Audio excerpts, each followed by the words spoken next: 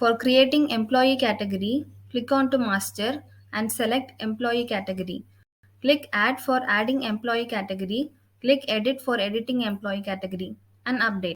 For entering employee details, click on to master and select employee. Click add for adding employee. Click edit for editing employee and update. For entering priority, click on to master and select priority.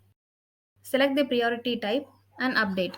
For entering status, click on to master and select status.